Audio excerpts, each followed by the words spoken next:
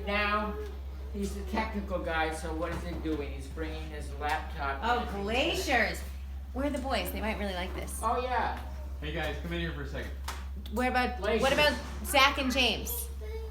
Okay, but there's no food right now, honey. We'll go upstairs and we'll get some. Let's get Zach. It's about glaciers. Glaciers. I think you're gonna like this one, and he has videos or something. Oh, we're not going to see it on the big TV. No, I can't show Want to learn about you. glaciers? Okay. Here, Mom, you can come here. No, I can be here. I think it'll be fine. What we're going to talk about Glaciers. is glaciers in North Dakota. If you'd been here 20,000 years ago, right at the spot, Oh, God. you'd have 2 miles of ice above you. Whoa. 2 miles of ice. And on the other hand, if you'd been here 10,000 years ago, you'd be at the bottom of the world's largest lake. Oh. A lake that's bigger than all the Great Lakes put together. Wow, Lake Agassiz, huh? Lake Agassiz. So, anyway, that's basically what that says. So here's what the ice coming down here looked like from the north. Move down to the north. Take a look at North Dakota. Just this little piece over here in the southwest wasn't covered with ice. And we're right about here. This was, like I say, a couple miles of ice above you. And when you drove up here from Minneapolis, those of you who drove up, you notice all those hills and the lakes? That's part of one of the biggest moraines in the world, terminal moraines. That's where the glacier was ending for a long time.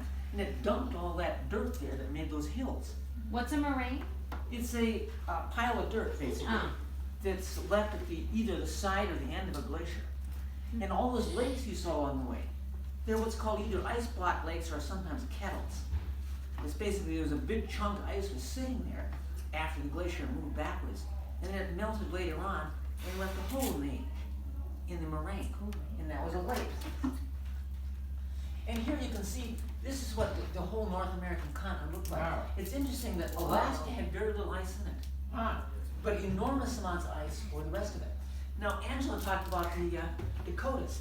They came across a land bridge here to Alaska, and then came down. They being the Native Americans, the Native Americans. Dakota Indians. The Dakota and all the rest of the Native Americans came down because there was all this ice here, and the level of the ocean dropped, and so they could walk across between Asia and North America. They were all one continent at that time because there was so much ice here. This is, more ice here than is presently today. The ocean was several hundred feet lower than it is now. And so we've been warming up for the last 10,000 years ago, so when the glacier finished melting, and we've been exaggerating that a little bit lately with us sticking more and more carbon dioxide into the air. But it's been warming for a long time. So here's what glacial Lake Agassiz looked like. It went almost all the way up to Hudson Bay, not quite.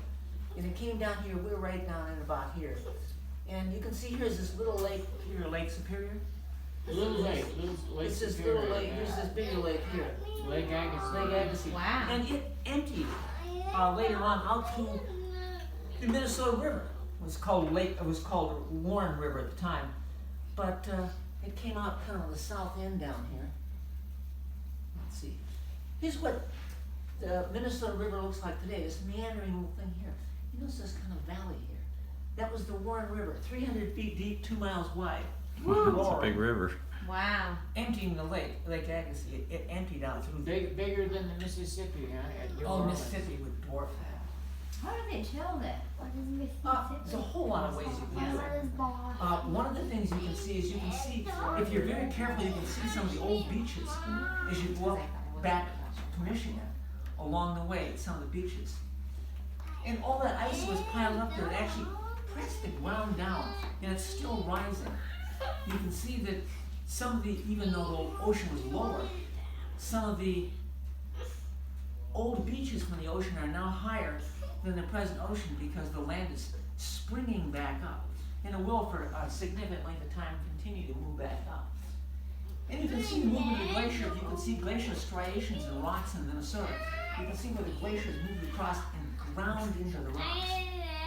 And you can see it moves a rock across another rock, and you can see it digging holes in the rock. You can see which way it moved. You can also look at the sand piles here and there. You can see the rocks get oriented in one direction or another by how they're dropped. Now you should be teaching geology at. And here you can see a side view. Here's the Minnesota River, and here's Old Lake, Wow. the old Warren River. And you see this when you, if you had gone east instead of west from the airport, you would have crossed the Mendota Bridge, which is across the river. And you see this little piddly little river down at the bottom of this very large valley, and that's what it is. And then here's just a picture of a couple of kind of things that glaciers leave behind them. Here's the glacier again, and then below it you have eskers and drumlins and terminal moraines. That's where the dirt gets dumped at the end, where the glacier ends there for a while, and it's moving all this dirt down that it moved from Canada and northern Minnesota and so forth down farther down. And these are kettles or But it ice made block for lakes. very fertile soil, huh? Yes, it makes for fertile soil, except in places like northern Minnesota, it ground all the soil off and moved it south. So, and then when you have something like a drumlin, that's a special shaped, kind of teardrop shaped piece of land that is formed by enormous amounts of water moving from the glacier melt. And it makes just a little special shaping where it's dropping from the dirt. Anyway, and again, terminal moraine, big hills here. And you have an esker, that's basically, it's a mound of dirt that's shaped like a river. That's because there's a river underneath the glacier, and it was dropping the rocks as it went along. Do And they they name mound. that river? Do they name these rivers? No. Warren was named, but not most of them. Okay, that's the end of my talk. Very good. All right. Where did you get all the pictures? Off the internet. Internet. Okay, very And good. is that why there's so many lakes in Minnesota, Land of It's one Lakes, of or the is main it reasons they gouged out. Wow, that's from glaciers receding? For example, Lake Superior was gouged out much deeper than it is. And this was just the last Wisconsin glacier that I talked about. There was a whole lot of glacier periods before that. Yeah. Ah. I think we should all get certificates of master's degree in North Dakota history and geology and everything. This is very interesting. Now, we're going to take a break, maybe for a day or so, but I want to tell you that we still have Shannon for a rowing, and we still have Emily for Cheyenne Reservation, and we still have Ella, who's going to work with her mother on, I think, on dance. We still have Sean. And we still have Sean, who gave us a preview, actually. He did. He We did. still have John. And we still have me. So Can you do which- while you run? What are you doing? we've got some real highlights yet to come. I think, yeah, right. I think it'll be how I'm going to win the gold medal in the marathon. Oh. How about how you I run like and that. scream? Yeah, how I run and scream.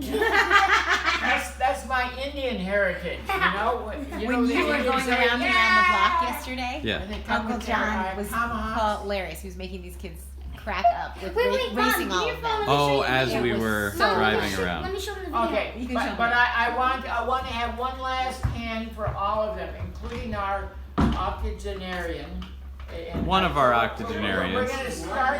We started with octogenarian, and we will end it with Okay. octogenarian. All right. Yay, everybody. Yeah.